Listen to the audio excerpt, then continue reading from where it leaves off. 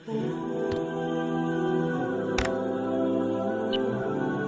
صلی اللہ علیہ وسلم کی ولادت بسعادت کے موقع پر اللہ کی جانب سے متعدد اشارات و بشارات کا ظہور ہوا۔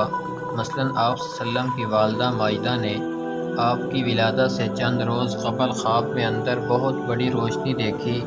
نیز آپ کی ولادت کے موقع پر بہت بڑا نور دیکھا گیا جس سے اطراف و اکناف کی ہر چیز روشن ہو گئی۔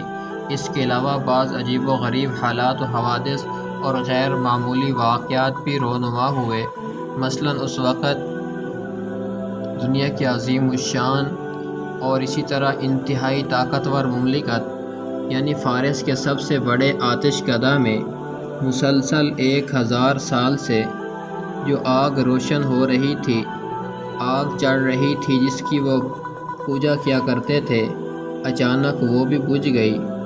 اسی طرح کسریٰ شاہ فارس کی عظیم الشان اور بہت زیادہ خوبصورت محلات کی چند برجیاں بھی اچانک ٹوٹ کر گر گئیں، اور اسی طرح یہ سب کچھ در حقیقت اس بات کے غیبی اشارے تھے کہ اس نو مولود کو اللہ تبارک و تعالیٰ کی طرف سے جو دین عطا کیا جائے گا وہ بہت جلد مشرق اور مغرب میں ہر جگہ چھا جائے گا، اور کیسر و کسریٰ کی عظیم الشان سلطنتیں عنقریب اس کے قدموں میں ہوں گی۔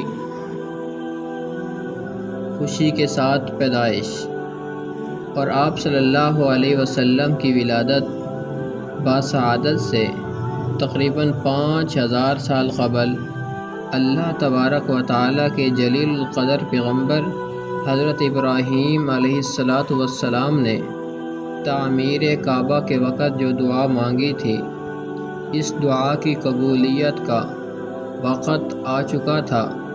نیز جس مقصد کی خاطر انہوں نے اپنی ذریت کے مطلب اپنی اولاد کے ایک حصے کو وہاں اس ویران سنسان اور بے آب و گیا مقام پر چھوڑا تھا، اس مقصد کی تکمیل کا وقت تھا اور قریب ہی پہنچا تھا۔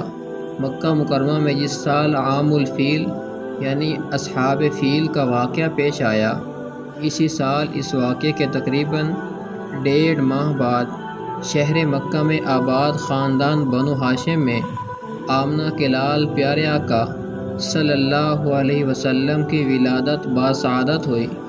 موسم بہار کی ایک صبح اس مبارک شہر میں اس دن ایک ایسا پھول کھلا جس نے اپنی ممبک اور خوشبو سے سارے عالم کو معطر کرنا تھا اور معطر کر دیا۔ ایک ایسا آفتاب جگمگایا جس نے اپنی روشنی سے تمام کائنات کو بقائے نور بنانا تھا۔ رشد و ہدایت کا ایسا دریچہ کھلا جس نے اس سلسلہ نبوت کی تکمیل کرنی تھی اور کر رہی تھی، اور اس کی ابتدا حضرت آدم علیہ السلام سے ہوئی تھی۔ اور پیارے آقا صلی اللہ علیہ وسلم کی ولادت کے بارے میں تمام اہل علم اس بات پر متفق ہیں کہ آپ صلی اللہ علیہ وسلم کی ولادت بسعادت ماہ ربیع الاول میں ہوئی ہے۔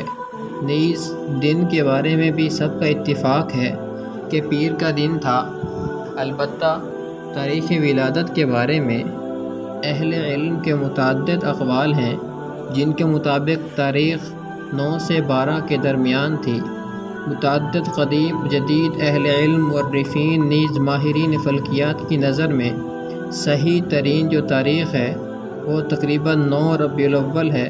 البتہ عام مشہور یہ ہے کہ آپ صلی اللہ علیہ وسلم کی ولادت 12 ربیع الاول کو ہے۔